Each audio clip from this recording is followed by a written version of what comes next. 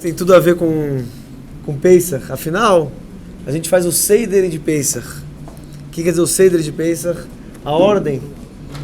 Só que parece uma coisa meio antagonista esse negócio. Todo mundo aqui muito certinho, muito que quer tudo na hora certa, que é Seder. Você vai falar, mas a gente é Chabad. Eu mesmo falo que Chabad tem ordem, tem Seder, né? Por outro lado, você vê que às vezes a gente parece um pouco, né?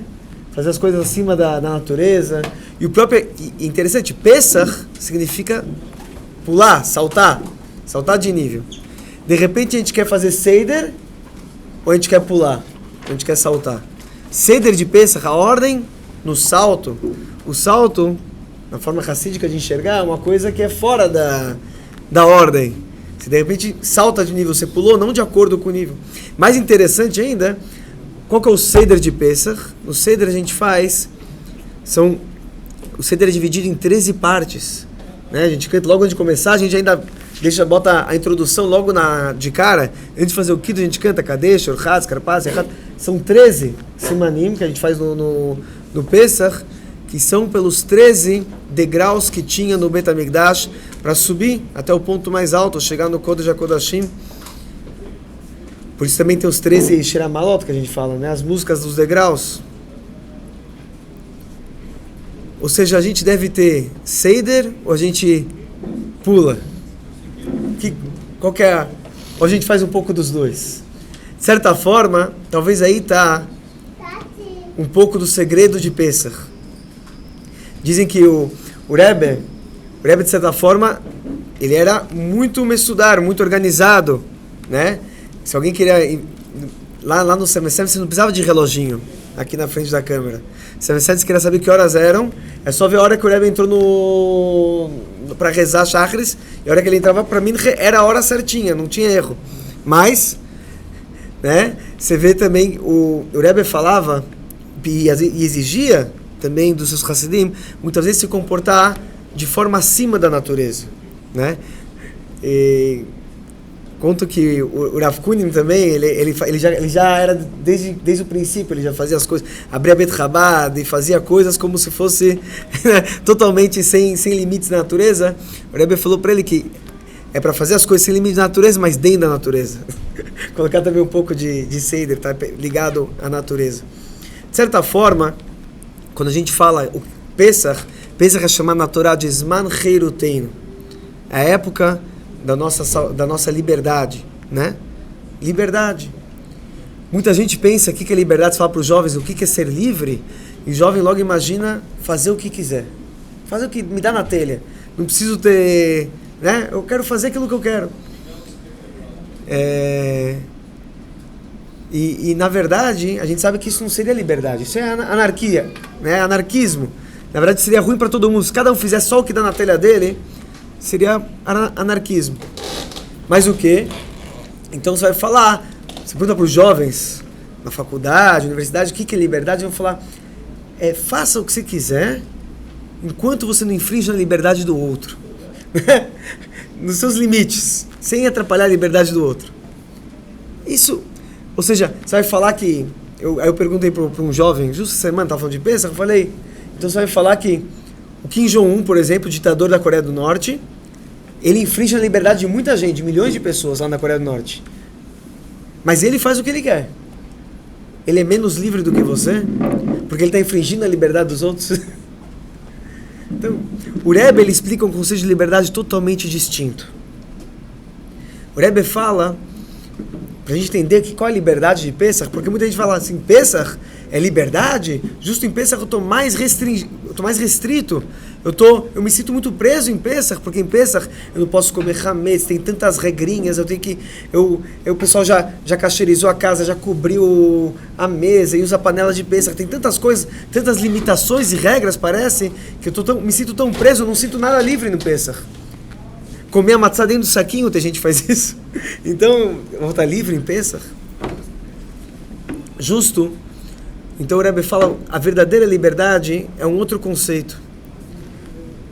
O Rebbe traz o seguinte exemplo. Se você pegar uma planta, e a planta ela tem sol, tem chuva, ela tem tudo que ela precisa para crescer e florescer. Agora está chegando, né? época do Chodesh Aviv, da primavera no hemisfério norte. Então essa planta, ela é livre. Ela não está no vaso, ela está no jardim, ela tem sol, ela está livre para crescer. Agora, se você pegar um cachorro, der para ele sol, comida e nutrientes, mas colocar ele numa jaula, ao lado da planta, ou prender ele dentro da varanda, do lado da planta, tá na varanda, só que não pode sair da varanda, a planta também não sai da varanda. Você vai falar que esse cachorro é livre, esse cachorro vai falar que ele não é livre. O cachorro não vai falar, mas a gente sabe que o cachorro não é livre se ele está na varanda, porque o cachorro, ele além de comer, tomar sol, tomar chuva, beber e ter a ração dele, ele precisa correr. Se você deixar ele num sítio, num lugar mais aberto, mais solto, exatamente porque ele tem capacidade de se mexer e de se mover, é isso que torna o cachorro livre.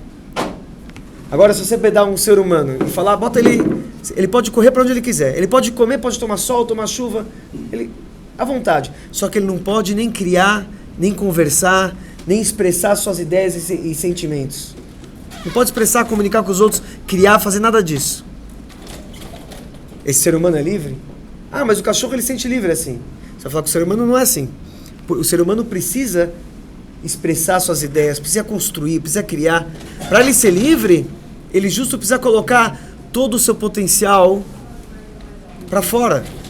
E o que o ser humano tem, além de um vegetal e de um animal, é o poder, não só de se mexer como qualquer animal, mas também de se expressar e de criar, etc. Então o ser humano só é livre quando ele tem liberdade para atingir o máximo do seu potencial. Ele tem liberdade para expressar todo o seu potencial. Essa é a verdadeira liberdade. Quando a pessoa consegue expressar o seu potencial.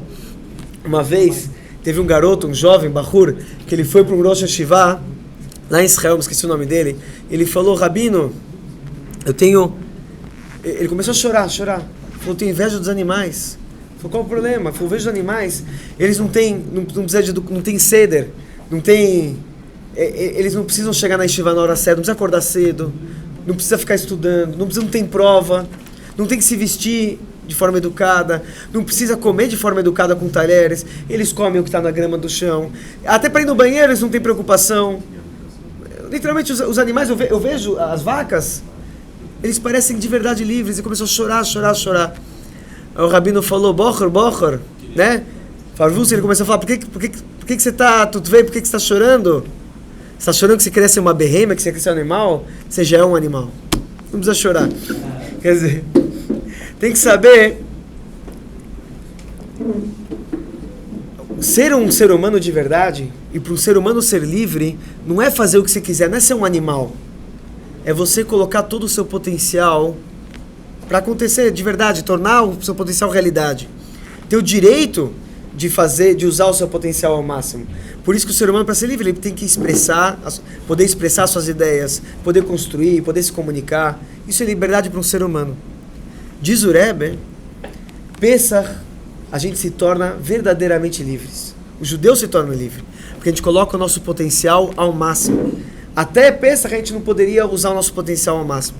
E qual que é o nosso potencial? O potencial do Yehudi é se tornar infinito. Tornar um só com Hashem.